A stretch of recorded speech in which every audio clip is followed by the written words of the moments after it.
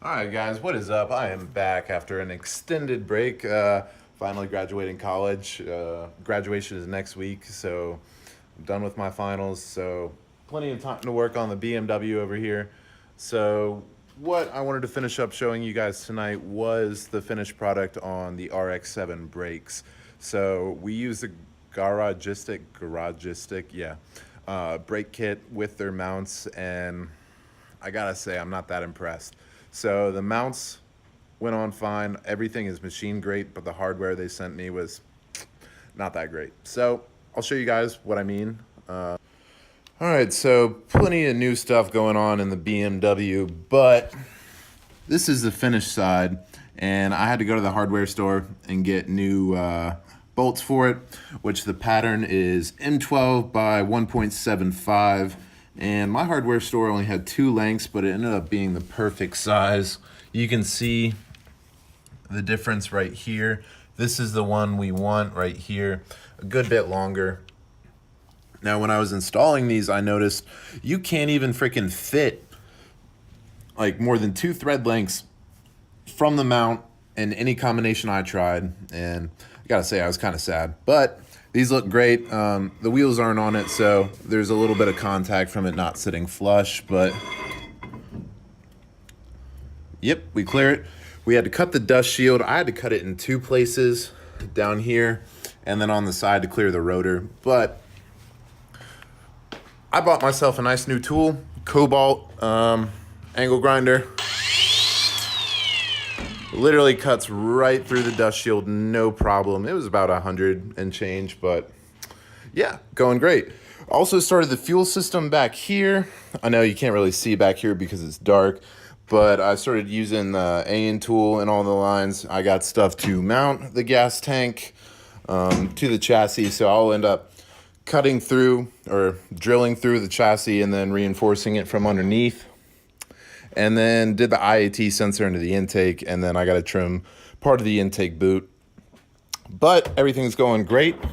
So what I'm going to do right now is show you guys what I do, or what I did for to mount the calipers. So this will conclude the RX7 brake videos, and we can move on to the next part. Fantastic.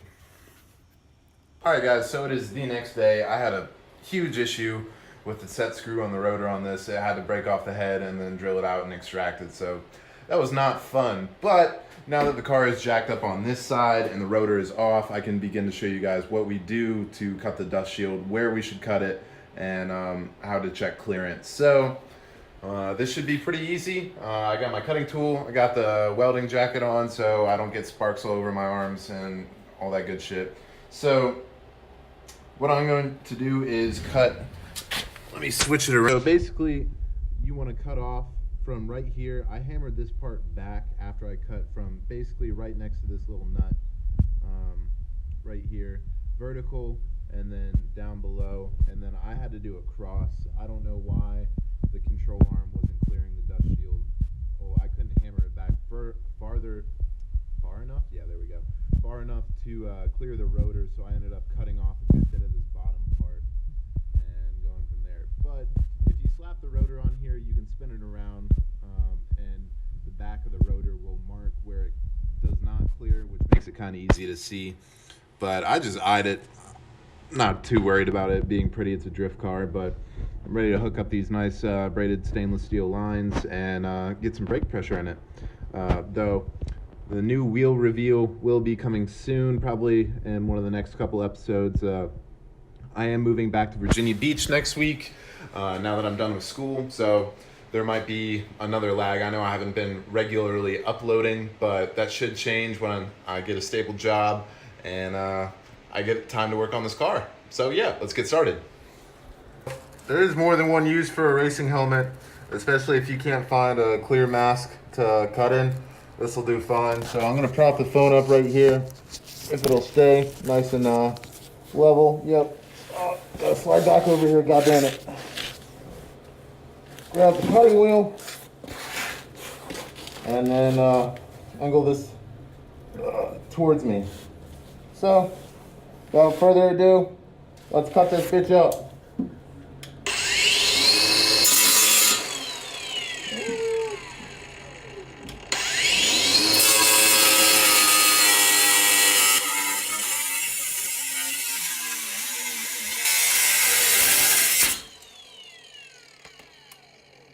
All right, not a bad first cut. Here, see if I can angle it over here. You can see where I started scoring it. So you want to be further over to the left from the mounting points for the existing calipers.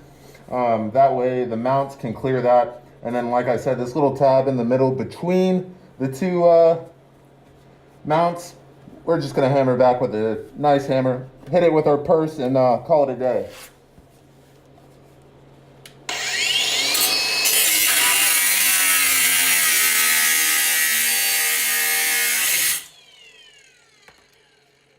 So, didn't even notice the brake sensor was back here, but it's kind of dickered with already, so not super worried. Looks like need to cut it a little bit more. Comes off right there. And then finish this one up right here.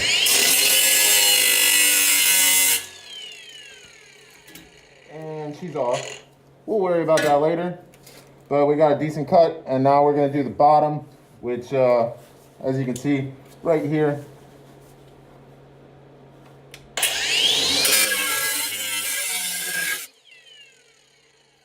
You just gotta be careful with your ball joints. Don't really wanna nick those if you can help it.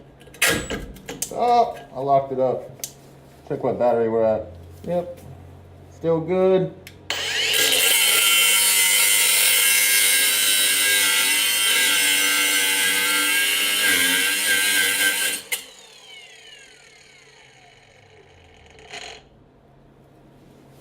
And then you can kind of do an angle for this one, but we'll come back and clear it, and especially if you're just checking it up on it, or cleaning it up later, no real issue. So, this will be interesting. How do I want to do this?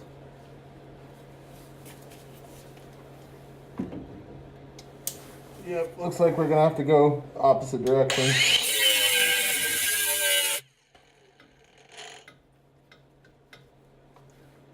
Should be pretty damn close to coming off.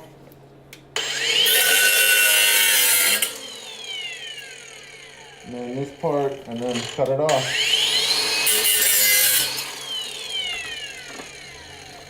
And I'll show you guys from right here. So this is what it looks like now. These two are what we want to clearance. And then we'll probably have to come back and hammer this out along with this to clear the rotor. But you can always mount it up, test, and see how it goes. So. Garage. I don't think I'll ever stop making that joke, but you can see we are currently not clearing because of this metal tab right here and then this right here. So I'm gonna hit it with our nice little purse and beat her back. Or I just finished smacking it with my purse. As you can see now, this is behind the mounts, kind of like that. And then this little tab that I couldn't really get because of the size and the profile of the grinder didn't really work, so I hammered this down as well. And as you can see now, it wants to line up pretty nicely. You get the clearance without getting any resistance on. Oop, there goes $5 off the value of this car. But all right, so I'm gonna thread it in. I'm not gonna really use washers or anything. We're just gonna mock this up for right now. All right, so this is what I mean by test fitting it. And you can see right here, I was putting the rotor flush against it and spinning it around, getting some of the surface rust off, and it looks like we're impacting right here. So what we're just gonna do is bop, bop, bop. So this is really hard without the set screw, but all right, so as you can see now, oh God, as you can see now, no resistance, and we didn't even have to cut the bottom on this one. So turns out I was kind of dumb on the other one and probably didn't have to cut the bottom and could have kept the protection for these little joints and all that, but you know, oh well. So once you get the hardware up, you're gonna wanna thread it in from the back side and then mount the caliper with these top ones. So not too difficult, but it seems like for some reason that, so this is a garagistic one with no washer, and you can see it's still a couple threads short. That might be all right for some people, but kind of perfectionist about stuff that keeps me alive, so I want to get the maximum on it. Maybe if I torque it down, it might go in a little bit more, but yeah, we'll see. So yeah, that's pretty much it. As you guys saw the other one, you just mount the calipers onto this existing, or these top ones, and the rotor should clear no issue. I'll show you guys on the other one for one last time. And quick note on these, so if you cannot use the stock bottle caps on these, you will need bigger wheels. I'm gonna be doing some 17 by 8, probably about plus 20 or with some spacers. But you do need the spacers machined out because there is a conical lip on right here.